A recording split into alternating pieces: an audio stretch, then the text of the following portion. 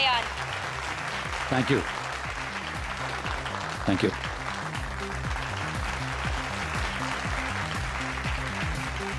Thank you so much. इस car को बनाने का हमारी कंपनी का सपना तो था ही, साथ ही न्यू जनरेशन को हम लोग एक ऐसी कार देना चाहते थे जिसमें बैठ के वो लोग कूल और फैंसी फील करें, जैसी feel American and German brands की कार में होती है। अब आपका ज्यादा वक्त ना लेते हुए let me introduce to you the most valuable gift to our nation.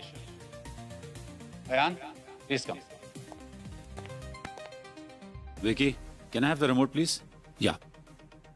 There you go. Future is all yours.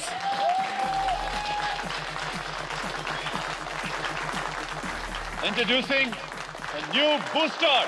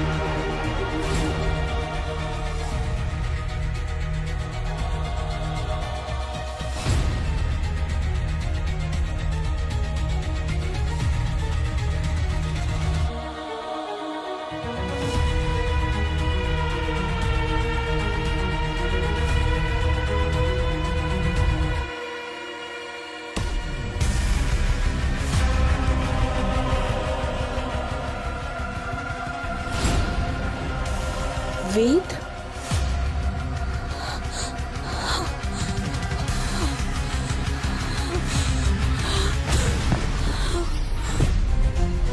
Devika, कौन?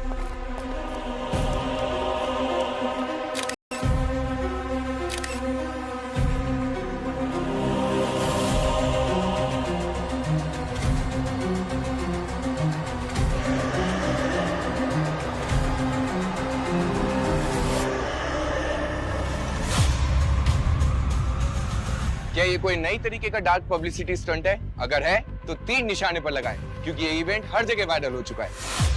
आमतौर पर कार के साथ उसके फीचर्स लॉन्च होते हैं, लेकिन बूस्टर के साथ लॉन्च हुई है उसकी ड्राइविंग सीट पर बैठी हुई एक डेड बॉडी। आज जहां पर बुकिंग्स के लिए कस्टमर्स की लंबी लाइन होनी चाहिए थी, आज वहीं पर आई हुई है सीआईडी की टीम।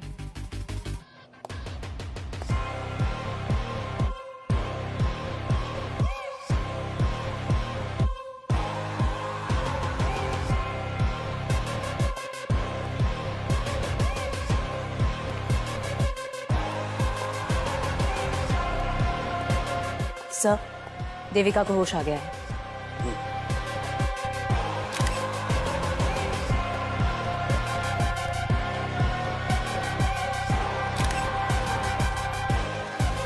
सर, जब हमने पहले बॉडी को देखा था तो एकदम चट्टान जैसे कड़क थी। अब देखिए सर, धीरे धीरे इसका रंग रूप बदलता जा रहा है। लगता है बॉडी फ्रोजन थी पंकज, जबरदस्ती कार में बिठाया गया है। 20 साल पहले वेद गायब हुए थे और आज अचानक से ऐसे यूं। वेद आपके क्या लगते थे? इनके पहले पति थे और मेरे कजन। सर, वो वेद जैसे दिख रहे हैं, वो वेद नहीं है। वेद को गए हुए तो 20 साल हो गए हैं। और हाँ, वो जो बॉडी पे टैटू है ना, वो वेद जैसा ही है।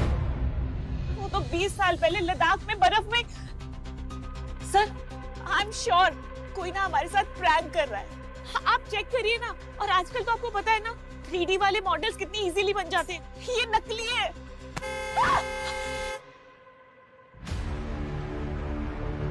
सर, बॉडी काफी तेजी से डिकम्पोज हो रही है। इसके पहले कि हमारे यहाँ सिर्फ हड्डियां ही बचे, बॉडी को फटाफट फॉरेंसिक लैब भेजने का इंतजाम करो।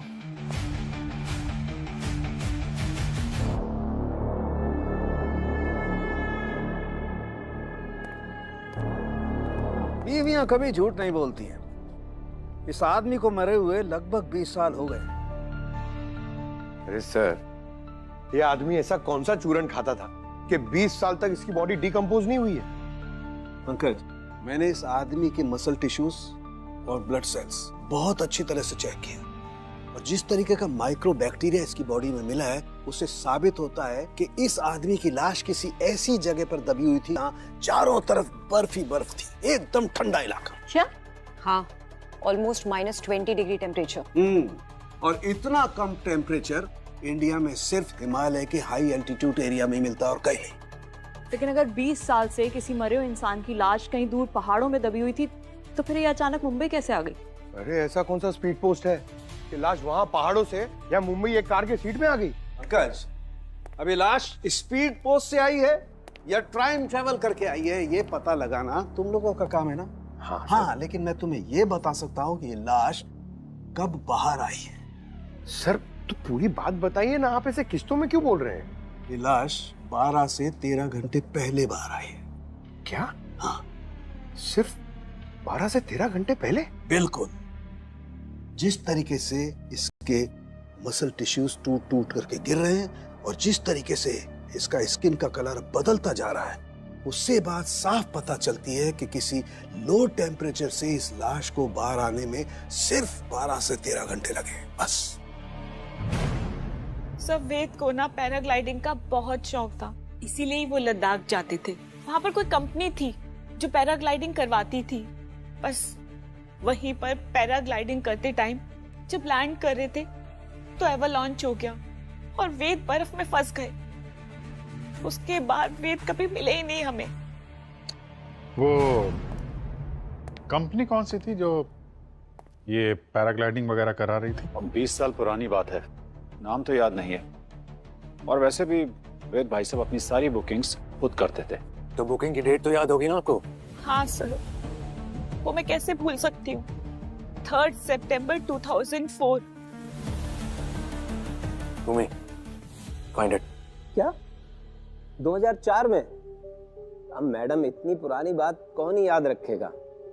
पर हाँ, झूठ नहीं बोलूंगा कि कभी कभार बर्फीले तूफानों में ऐसे हादसे अक्सर हो ही जाया करते हैं। और ये पैराग्लाइडिंग का खेल तो है ही रिस्की, और सच कहूँ तो इसी एडवेंचर की वजह से लोग आते हैं इसको करने के लिए। पर हम अपनी सेफ्टी में कोई कसर नहीं छोड़ते हैं, पूरा ध्यान रखते हैं सेफ्टी का। तो मैं आपकी कंपनी के बारे में कहाँ कुछ बोल रही हूँ रवि जी। मैंने वेद की जो डिटेल्स दी है आपको, आप बस वो चेक करके बता दो कि वो 20 साल पहले आपके यहाँ आए थे कि नहीं। रिकॉर्ड्स तो होंगे ना आपके पास? आप मुझे थोड़ा वक्त दीजिए, मैं सब कुछ चेक करके आपको कॉल बैक करता हूँ। थोड़ा अर्जेंट है। जी मैडम। सर, ये पिछली रात का फुटेज है। यहाँ पोडियम पर गाड़ी खड़ी है और सर इस वक्त गाड़ी के अंदर कोई भी नहीं बैठा। फिर इस कार को कवर कर दिया जाता है।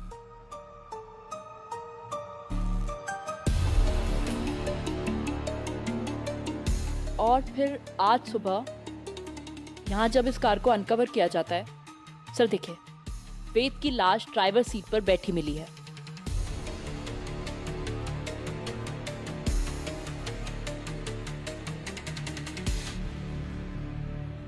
सर, सब कुछ तो हमारी आंखों के सामने है, फिर लाश गाड़ी में आई कहाँ से? अपने ये सीसीटीवी के साथ किसी ने छेड़खानी तो नहीं की? लगता तो नहीं है सर। हेलो जी मैडम। मैडम, मैंने चेक किया, वो वेद उस दिन आया था हमारे कैंप में। 3 सितंबर को ही आया था 2004 में, लेकिन वो उस दिन पैराग्लाइडिंग वाले टाइम वो तूफान में गुम हो गया था और उसको ढूंढने के लिए सर्च ऑपरेशन भी चला 2.5-3 हफ्ते तक, लेकिन वो बेचारा अब तक मिला ही नहीं है। पता नहीं कब मिलेगा। बेचारा मिल गया है आज ही। हाँ? मिल गया? कहाँ से मिला? मुंबई में। मुंबई में? So for now it's confirmed कि 20 साल पहले वेद लद्दाख के एक एवलांच में कहीं गायब हो गया। फिर 20 साल बाद वो यहाँ मुंबई के शोरूम में कैसे पहुंच गया, वो भी एक लाश बनकर? चलो लेट्स अज्यूम फॉर नाउ कि ये लाश हमसे कुछ कहना चाह रही है, लेकिन ये लाश खुद चलकर तो नहीं आई होगी ना यहाँ पर, किसी ने तो किया होगा। We need to find these answers. So forensic ने कंफर्म किया है कि इस बॉडी को एक्सट्रीम कोल्ड टेम्परेचर से निकले हुए कुछ 12 से 13 घंटे हुए हैं। 12-13 घंटे में लाश बाई रोड लद्दाख से मुंबई पहुंच गई। Not possible. इस कार को खंगालो अच्छी तरीके से, एक एक कोना छान मारो इसका। बॉडी इस कार में मिली है, जवाब भी एक कार ही देगी।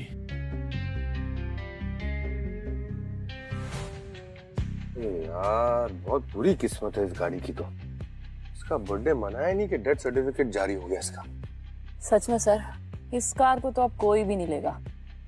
ये बहुत हैवी डिस्काउंट पे मिलेगी। ये केस सॉल्व हो जाने दो, फिर शोरूम से आके बात करता हूँ। सर,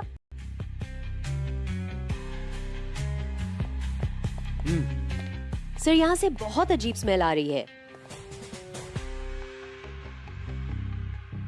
हाँ सर, कोई केमिकल जैसी स्मेल है। कार तो एकदम ब्रांड न्यू है, तो किसी भी तरह का केमिकल का स्मेल तो नहीं आना चाहिए। हो सकता है बॉडी को डिक्की में रख के छुपाया हो। बर्फ से निकालने के बाद बॉडी को सड़ने से बचाना तो चाहिए ना, तो केमिकल लगा के यहाँ रख दिया होगा। और जिसने डेड बॉडी को यहाँ लाया होगा वही से छुपा होगा। अरे बिल्कुल हो सकता है सर, ये देखिए ना, कम से कम 2 आदमी के लेटने की जगह है। पंकज सब ठीक है ना? ठीक ही है सर।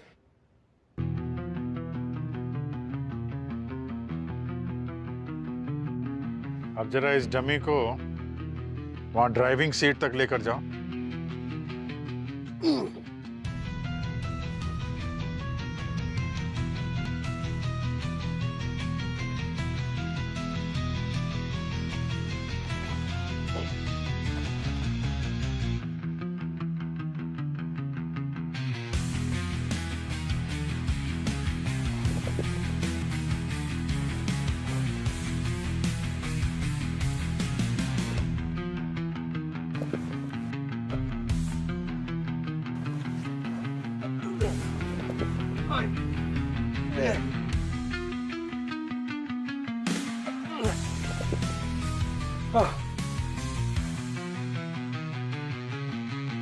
हालत खराब हो गई सर।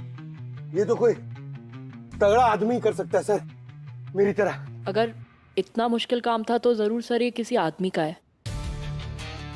भूमि, जरा तुम भी अपने हाथ आजमाओ। हो जाएगा सर।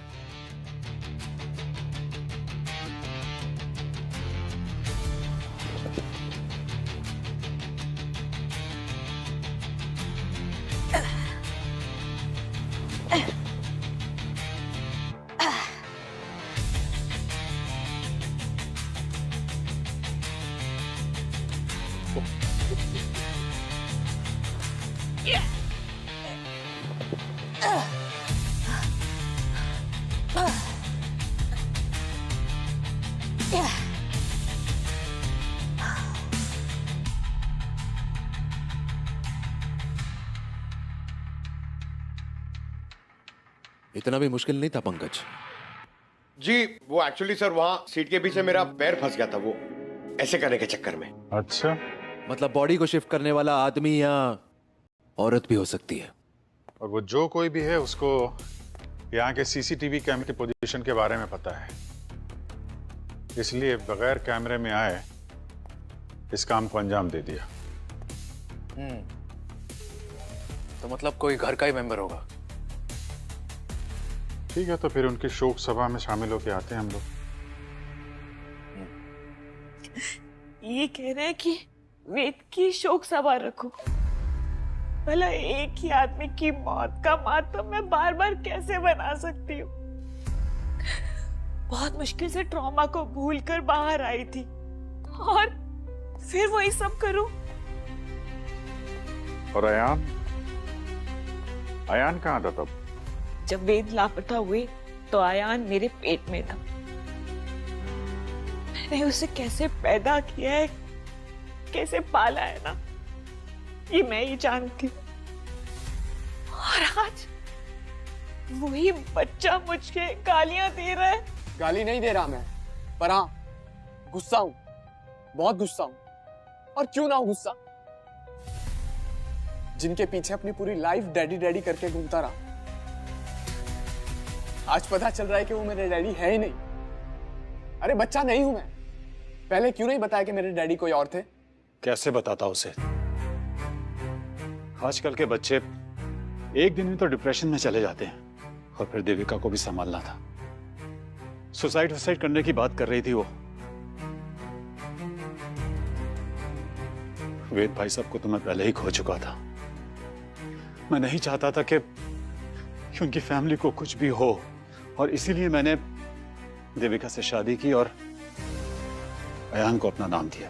क्या जरूरत थी अभिषेक को ये सब करने की, पर उसने ये सब किया। वरना वेद की बहन नैना हमें सड़क पर लाने का पूरा इंतजाम कर चुकी थी। नैना? क्या था नैना ने? पापा का पूरा बिजनेस मैंने संभाला था। उस वेद को तो दुनिया घूमने से फुर्सत नहीं थी। जब सारी मेहनत मेरी थी तो क्या हुआ, कंपनी से मैंने अपना स्टेक बढ़ाने की डिमांड कर ली। लोग इसे लालच बोलते हैं, लेकिन मैं इसे अपना हक बोलती हूँ। जिसे आप अपना हक कह रही हैं, देविका की नजरों में वो हड़पना है। इसे कैसे बोल सकती है वो? शर्म नहीं आई उसे ये कहते हुए? जिस शोरूम में खड़े रह के उसने वो कार लॉन्च की थी, वो शोरूम मेरे पैसे से चलता है। ऑटोमोबाइल कंपनी मेरी है। महीने महीने पैसे भेजती हूँ मैं उसे और उसके बेटे की परवरिश के लिए। वो तो कह रही थी कि अभिषेक उन सबको संभालता है। अभिषेक संभालता है? क्या संभाला उसने? वो मेरे चाचा का लड़का है। उधर वेद मिसिंग हुआ और इधर इसने उसकी ही बीवी से शादी कर ली, हमारी प्रॉपर्टी पे मौज करने के लिए। चाहती तो मैं उसी वक्त उसकी पोल खोल सकती थी। क्या मतलब? पोल खोल देती? फिर मैं आप लोग को दिखाती हूँ।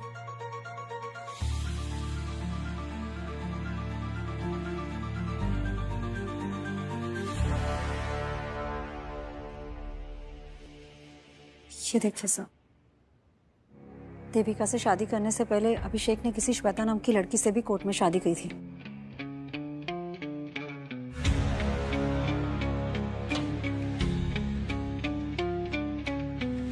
शादी के बाद एक और शादी।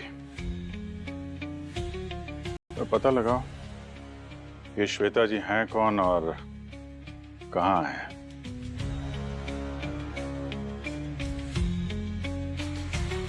5 मिनट के लिए देखने दीजिए ना, वो हमारे फैमिली मेंबर थे। सर आप प्लीज समझने की कोशिश कर दीजिए, हम ऐसे किसी को भी अंदर जाने नहीं दे सकते हैं। अरे मैडम। सर आप लोग जाइए प्लीज, बिना परमिशन के आप अंदर नहीं जा सकते। क्या बात है? मैम, वेद मेरे हस्बैंड थे और आयान उन्हीं का बेटा है। आज तक हमने आयान को ये नहीं बताया कि वेद उसके पापा थे। प्लीज आखिरी बार मेरे बेटे को उसके पापा की शक्ल देखने दीजिए ना। ये फॉरेंसिक लैब है, यहाँ बहुत सारे कंटामिनेशन होते हैं और बॉडी के कांटेक्ट में आने से पहले बहुत सारे प्रिपरेशन करने पड़ते हैं। आप लोग जाइए, पहले परमिशन लेकर आइए, उसके बाद ही मैं आपको अंदर अलाउ कर सकती हूँ। ठीक है, हम लोग परमिशन लेकर आते हैं। आओ बेटा। Thank you.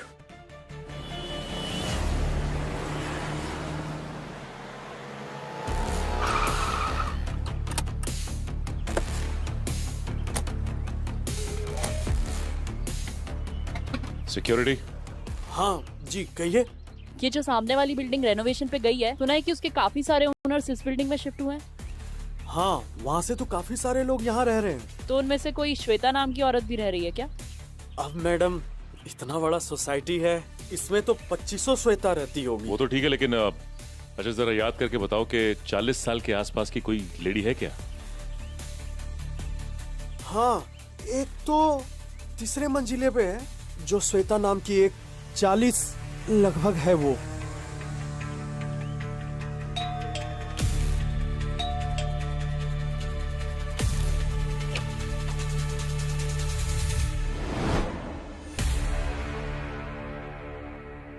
श्वेता जी कहिए।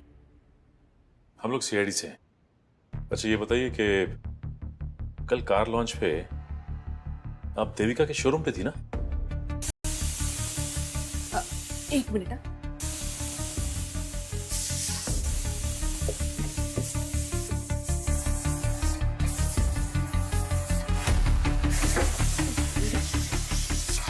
लगता है दाल गल गई। आपने हमारी बात का जवाब नहीं दिया। हाँ मैं गई थी, मेरा बेटा वहां फ्लोर मैनेजर है। और आपके हस्बैंड कहाँ है? ये आप सब मुझसे क्यों पूछ रहे हो? सवाल तो बनता है ना, जब एक ही आदमी ने दो शादियां की हों। आपका मैरिज सर्टिफिकेट।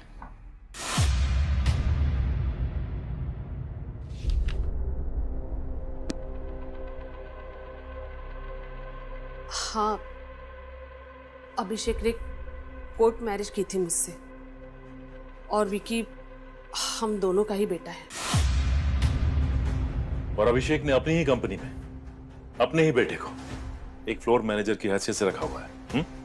हाँ, मैंने अभिषेक को काफी बार कहा, लेकिन उसने कहा कि मालिक को भी सारा काम आना चाहिए। जब वो लायक हो जाएगा तब उसे उसका हक दे दिया जाएगा। आपको तो पता ही होगा, उसने देविका से शादी की है। मजबूर थे बेचारे, वरना चचेरे भाई की बीवी और बच्चे की जिंदगी बर्बाद हो जाती। अच्छे इंसान है वो, परिवार के लिए प्यार की कुर्बानी दे दी। देविका जानती है कि आप अभिषेक की पत्नी हैं।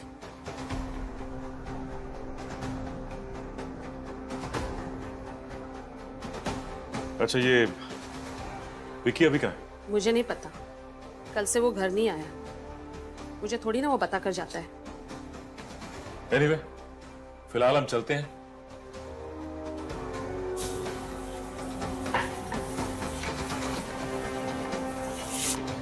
ये अभिषेक बहुत पहुंचा हुआ खिलाड़ी लगता है।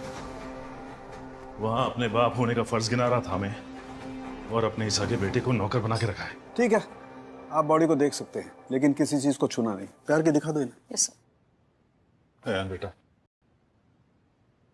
देख ले अपने पापा को।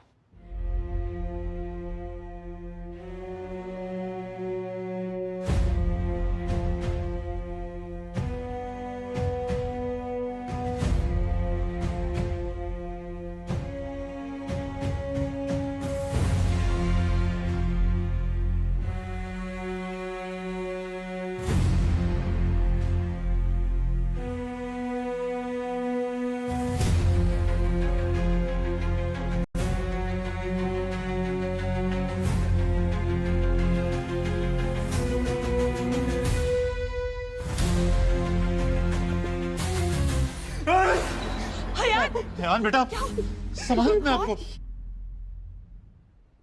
हाथ हाथ कहाँ है? सर क्या हुआ? सर बॉडी के हाथ नहीं है। क्या मजाक कर रही हो? बॉडी के हाथ? माय गॉड,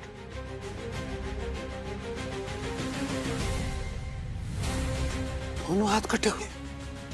अरे गार्गी, इसके दोनों हाथ किसने काटे?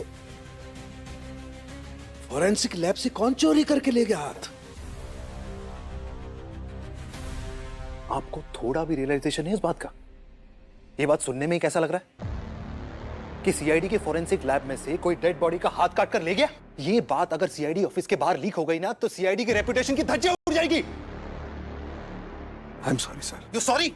Yes sir, I am really very sorry. मैं जानता हूं हमसे बहुत बड़ी गलती हुई है, लेकिन सर अगर हम इस गलती में एक अपॉर्चुनिटी तलाश कर ले तो। क्या मतलब? मतलब ये सर कि अगर हम ये पता लगा लें कि ये कटे हुए हाथ दरअसल किसके काम आ सकते हैं, तो सर शायद हम इस केस को और ज्यादा जल्दी से सॉल्व कर सकते हैं। I think he is right. अब चोरी हो ही गई है तो हमें इसका फायदा उठाना चाहिए। Yes sir. Super, mind blowing. नहीं, good going. Very good.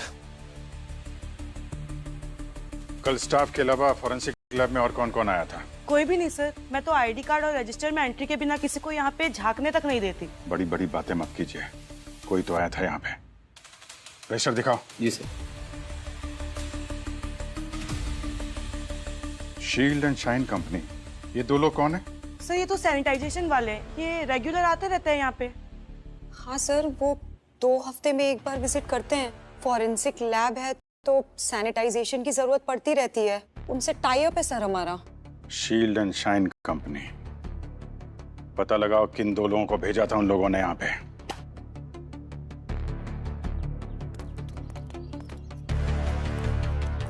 Sir मैं सिस्टम में चेक करके बता रहा हूँ। कल हमारे लड़के जाने वाले थे लेकिन नहीं गए। शेड्यूल में था कल विजिट का, लेकिन वो और किसी साइड पे फंस गए। लेकिन ये कंफर्म है हमारे लड़के नहीं गए, ये कंफर्म है सर। ठीक है। ये शेड्यूल तो आता जाता कोई भी देख सकता है। कल या पूरे दिन कौन कौन आया था? सर जो भी आए थे सबका डिटेल है इसमें। ये अभिषेक, देविका, अयान, ये तीनों क्या कर रहे हैं आज यहाँ? सर डेड बॉडी देखने आए थे। अयान को आखिरी बार अपने डैड से मिलना था। सर वो लोग तो कल भी आए थे और बिना परमिशन के मैंने उन्हें जाने नहीं दिया सर। कल भी आए थे वो लोग यहाँ पे? जी सर। और यहीं खड़े थे जहाँ पे हम लोग खड़े? Yes sir. फिर तो इस शेड्यूल पे उन लोगों की भी नजर पड़ी होगी। वो सैनिटाइजेशन वालों की कोई शक्ल देखी तुमने, उनका चेहरा? सर वो तो मास्क और यूनिफॉर्म से पूरी तरीके से कवर थे, तो हमने बस डेटा एंट्री की और उन्हें जाने दिया। जब तक वो हाथ नहीं मिल जाते तब तक ये केस हमारे पकड़ में नहीं आएगा। वो हाथ मुझे चाहिए Abhijit.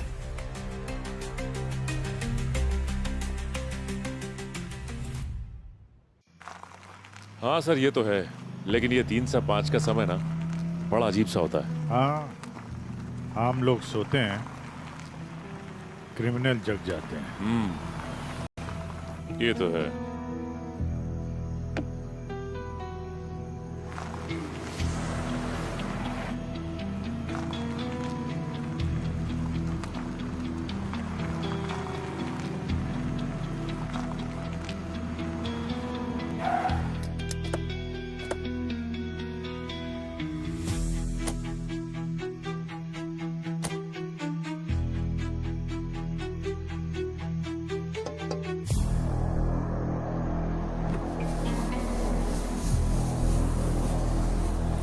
Hello, need any help? Oh CID.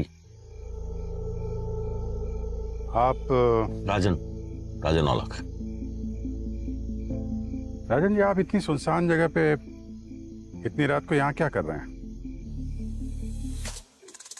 अपनी गाड़ी में बैठा हूँ। नहीं मेरा मतलब, सॉरी। आप सीआईडी से हैं तो आपको तो बता ही सकता हूँ। क्या ना सर कि मैं वो रेडसन को लेके थोड़ी सी मेरी नींद उड़ी हुई थी, तो मैंने सोचा कि थोड़ा गाड़ी में। रेडसन? आप लोगों ने सुना नहीं रेडसन के बारे में? अफ्रीका का सबसे बेशकीमती हीरा यहीं अपने बॉम्बे में म्यूजियम में है। आपको जाना चाहिए देखने, पूरे परिवार के साथ, बहुत अच्छा है। हो जाएंगे हम लोग, बाद में देखेंगे। अभी आप जरा थोड़ा डिक्की खोल दीजिए। Dicky sir? कुछ नहीं है डिक्की में। देख लेते हैं।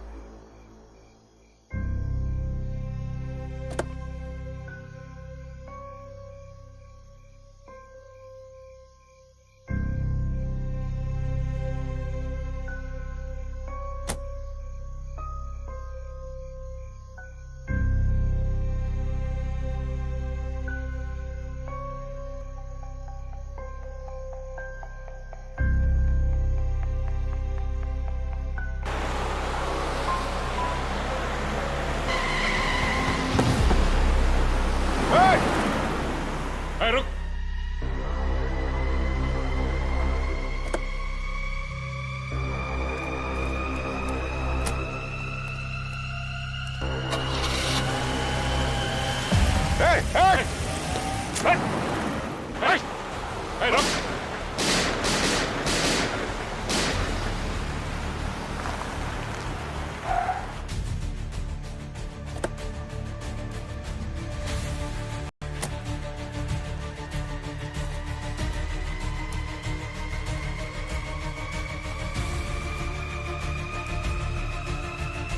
Put your guns down. Easy, easy. हम लोग सीआईडी से हैं।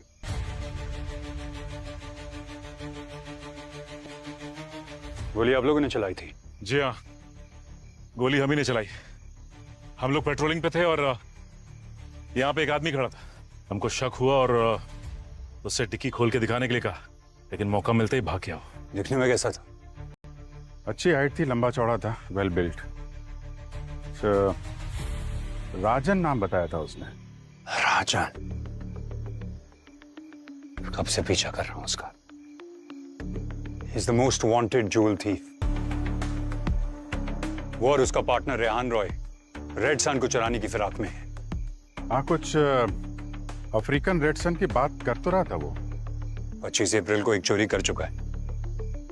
अब रेड सन तक पहुंचने से पहले उसे पकड़ना पड़ेगा। किस डायरेक्शन में गया? ओ, इधर ही सीधा गया वो। Okay, thank you officers. All the best.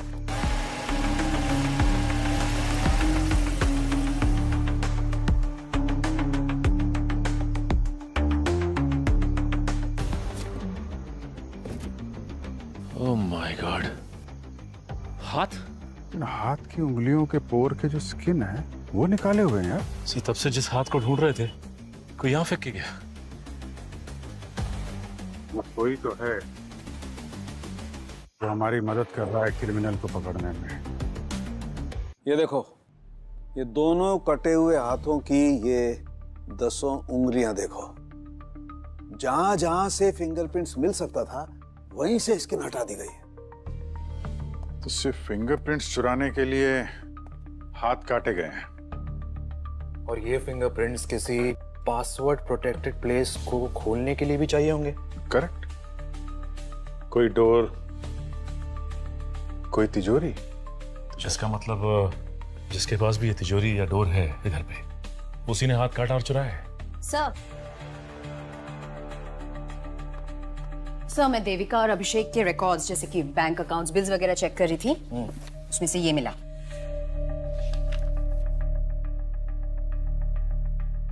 What? 1.5 lakh बिजली का बिल? मैंने हिस्ट्री चेक की। पिछले कई सालों से इनके इलेक्ट्रिसिटी बिल्स इसी अमाउंट के आसपास के हैं। हर महीने लाख रुपए से ज्यादा का बिल है। ये देविका, अभिषेक, ये क्या घर में एक फैक्ट्री चला रहे क्या? हर महीने लाखों का बिल, वो भी बिजली का। चल क्या रहा है? इतना एसी क्यों चला रहे हैं ये लोग? मतलब घर में शिमला बनाना है क्या? एक मिनट। क्या बोला तुमने? सर, मैंने तो बोला बस कि घर में शिमला बनाना है क्या? शिमला? लद्दाख भी तो बना सकते हैं। पंकज, तुम लद्दाख के लिए निकलो तुरंत। जिस कैंपिंग कंपनी के लिए वेद ने पैराग्लाइडिंग की थी उसकी सारी डिटेल्स निकालो। सारे प्रूफ्स चाहिए मुझे। Okay, come on. अभिजीत, कल रेड मारने की तैयारी कीजिए। अच्छा। अभी एक कटे हुए हाथ ही हमें उनके गले तक पहुंचाएंगे।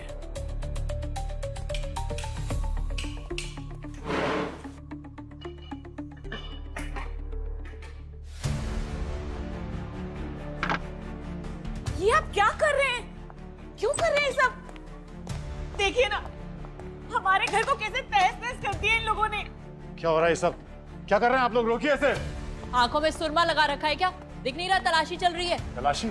किस बात की तलाशी? मिस्टर अभिषेक, ऐसी कौन सी फैक्ट्री लगा रखी है आपने इस घर में कि आपके बिजली का बिल आसमान छू रहा है? वो भी पिछले 20 सालों से। लाखों रुपए का बिल आ रहा है आपका। कर क्या रहे हैं यहाँ पे? लाखों रुपए का बिल आ रहा है तो उसमें क्या हो गया? क्या हो गया अभी पता चल जाएगा। अच्छे से तलाशी लो। अगर दीवार तोड़नी पड़े ना, वो भी तोड़ो। पर आप उन लोगों का घर क्यों नहीं तोड़े जिन्होंने हमारा घर तोड़ा है? नैना जी का घर भी नहीं बचेगा सीआईडी के प्रकोप से। अभी आप चलिए, पीछे हटिए, कोने में खड़े हो जाइए।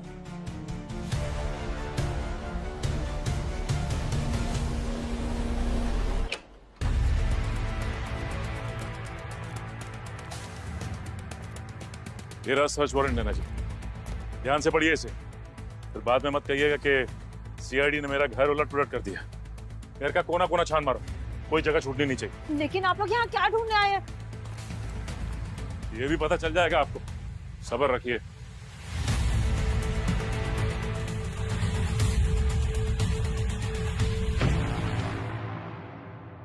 सर मैंने तो मैडम को फोन पर सब बता दिया था, कैसे वो वेद बर्फीले तूफान में गुम हो गया था। मेरे पास कुछ न्यूज़पेपर कटिंग्स भी है उस दिन की। ये देखिए, जिस दिन एक्सीडेंट हुआ।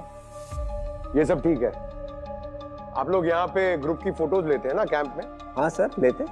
तो वेद की 3 सितंबर 2004 की ग्रुप फोटो दिखाइए।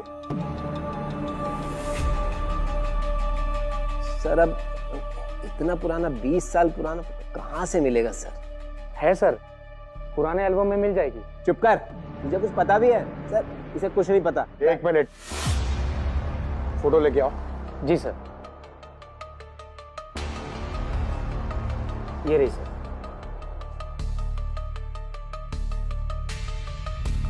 इसमें वेद कौन है बताओ? ये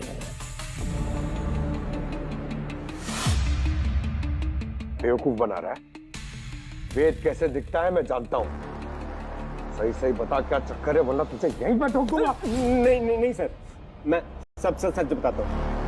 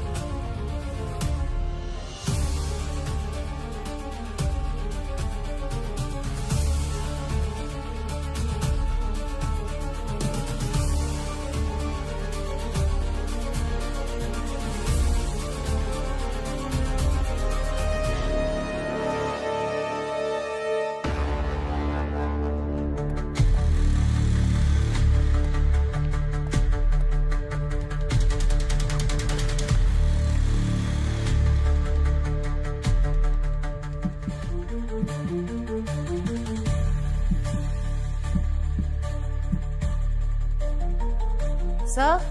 हाँ भूमि।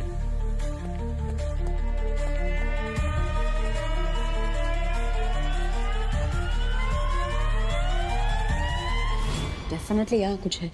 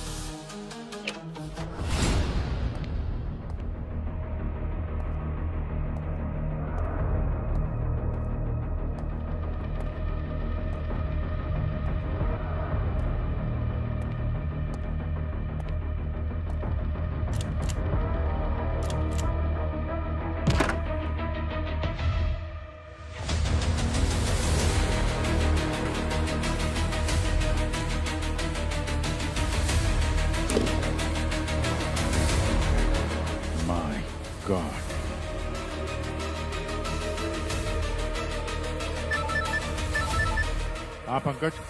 सर यहाँ वेद की सारी एंट्रीज फर्जी है। यहाँ पर वो कभी पैराग्लाइडिंग करने आया ही नहीं था। आता भी कैसे? 20 साल से तो ये यहाँ फ्रीजर में जो पड़ा हुआ है, देविका के बेसमेंट में।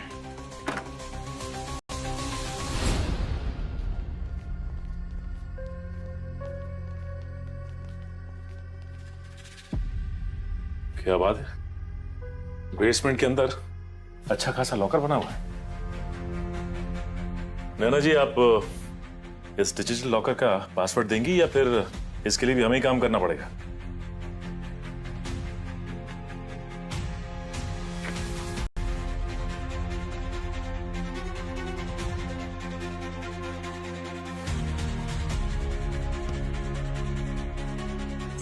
ये वही कटे हुए हाथ के फिंगर्स की स्किन।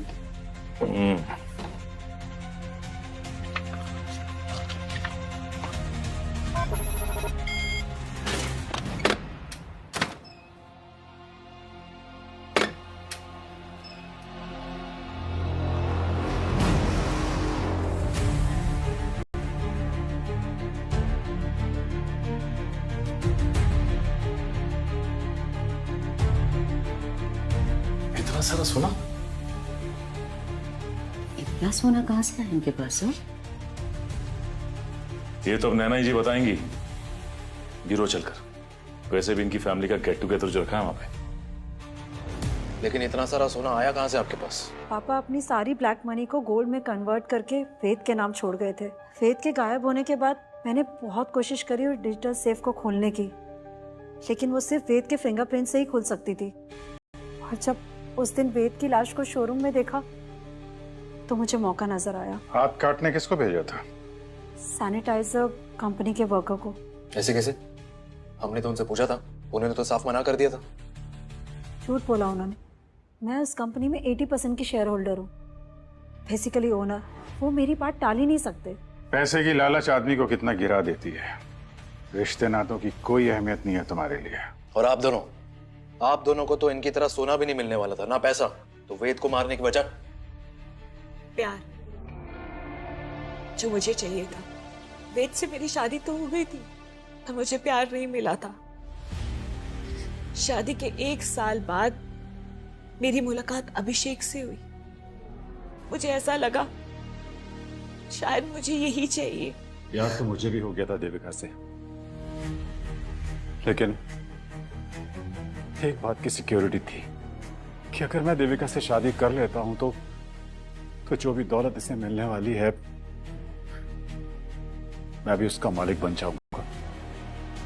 लेकिन तभी वेद भाई साहब को हमारे प्यार के बारे में पता लग गया और इसीलिए उन्हें रास्ते से हटाना बहुत जरूरी हो गया था।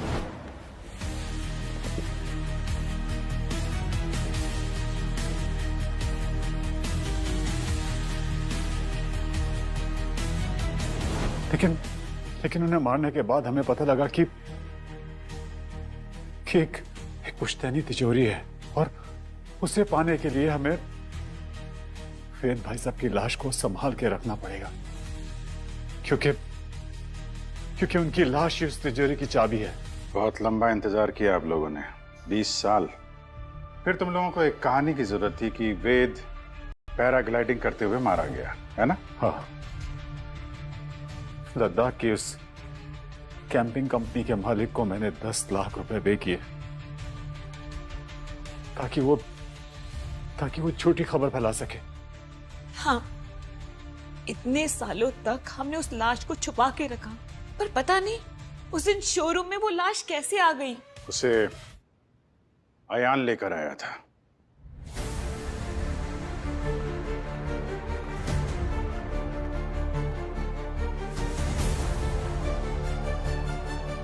हाँ, मैंने निकाली थी पापा की लाश वहां से। एक दिन मुझे मेरे ही घर में छिपा हुआ एक बेसमेंट मिला। नीचे गया तो वहां पे फ्रीजर में एक लाश पड़ी हुई थी जिसकी शक्ल बिल्कुल मेरी तरह थी। फिर मैंने इन दोनों को एक्सपोज करने के लिए विक्की की मदद से पापा की लाश को शोरूम तक पहुंचाया।